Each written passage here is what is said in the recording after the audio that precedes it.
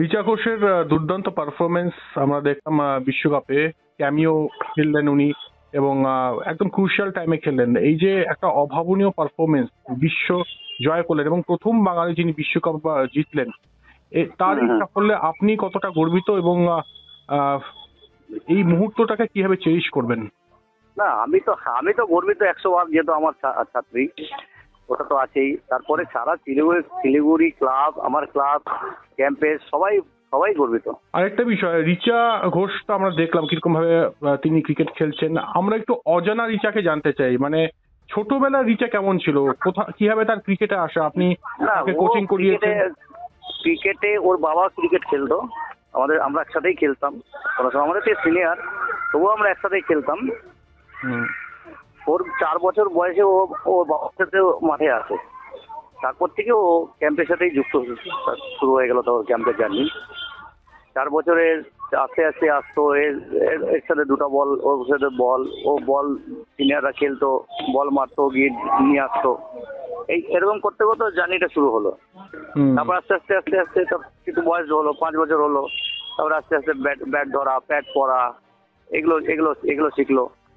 তারপরে আস্তে আস্তে সবকিছু শ্যাডো করানো হলো। যখন 7-8 বছর যখন বয়স হলো, তারপরে যখন আমি মানে ওকে একটা ছেলেদের সাথে ম্যাচ হচ্ছিল, ওকে যখন নামালাম, আমি রিস্ক নিয়ে নামালাম আর কি, ওইটুকু বাচ্চাকে। ও যখন 10টা বল খেললো, রান করেনি কিন্তু 10টা বল খেললো, তখনই বুঝলাম যে ওর মধ্যে একটা কিছু আছে।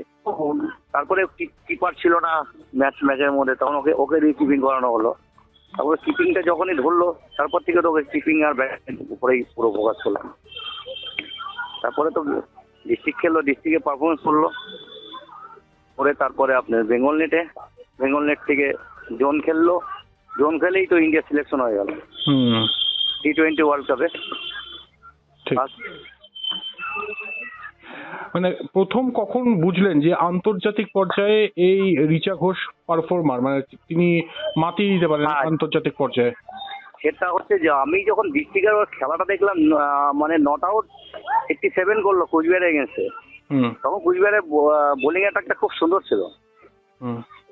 তখন বুঝলাম যে ও পারবে। তারপরে তো ওকে বেঙ্গল নেটে গিয়ে ওকে বেঙ্গল খেললো। ওকে তো তখন তো বেঙ্গল, আমাদের মেয়েদের তো আর ওই আপনার ওই under-14, under-15 এসব খেলা হয় না, তো ডাইরেক্ট সিনিয়র। তো সিনিয়রদের সাথে যখন খেললো, ওই টাইমে ওকে ঝুলন কিন্তু ওকে খেলিয়ে গেছে। বাচ্চা হলেও খেলা মানে ওকে টিমে ছিল, ও রাখছে রেখে ওকে। হ্যাঁ, ও তো হয়তো 10 বল খেলার সুযোগ পেয়েছে। এরকম করে করে কিন্তু 2-একটা ম্যাচ এরকম করতে করতে একটা ম্যাচে ফট করে 48 করে দিয়েছে। হায়দ্রাবাদের এগেন্সে 48 করলো যখন, তখনই কিন্তু নজরে পড়ে গেল সবার। তারপর থেকে যে ওই পিক আপটা নিল, তারপরে কিন্তু ওই পিক আপেই চলছে এখনো পর্যন্ত।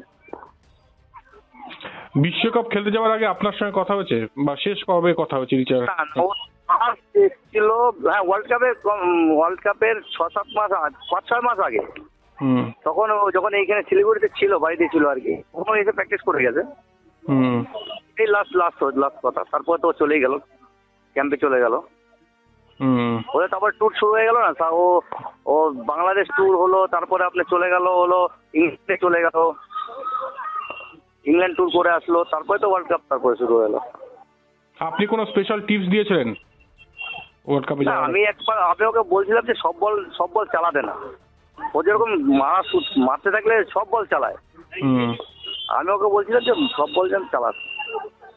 এখন আমরা দেখলাম পুরো চেঞ্জ করে ফেলেছে, এটা মারা বল সেটাই মারছে।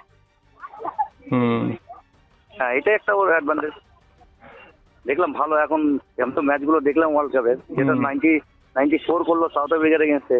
6টা উইকেট ডাউন হওয়ার পরে যে ওরকম ব্যাট করবে, ওর মতন আদিটার একটা প্লেয়ার অতক্ষণ উইকেটে থেকে রানটা 250+ করলো। এখন পুরো চেঞ্জ হয়ে গেছে। আগের রিচা এখন রিচার মধ্যে অনেক ডিফারেন্স হয়ে গেছে। এখন ডে বাই ডে চেঞ্জ হচ্ছে আর কি। যেরকম আগে 1টা ম্যাচ খেললে যে এক্সপিরিয়েন্সটা ছিল, এখন তো অনেক ম্যাচ খেলে ফেলেছে। এখন এক্সপিরিয়েন্সটা অনেক গ্রো করে গেছে, অনেক বেশি হয়ে গেছে। শিলিগুড়িতে রিচা আজকে আপনি কি বলবেন নিজের ছাত্রীকে? হ্যাঁ, বলবো। আরো আমার একটা স্বপ্ন আছে যে ক্যাপ্টেনশিপ করবে, ইন্ডিয়াকে লিড করবে ও। আমার এটা একটা স্বপ্ন আছে। ঠিক। হ্যাঁ, এই স্বপ্নটা আমার থাকলোই আর কি, ও লিড করবে। স্বপ্ন নিশ্চয়ই পূরণ হবে, এত বড় হ্যাঁ, স্বপ্ন আশা- পূরণ আশা হয়েছে। আশা করছি পূরণ হবে।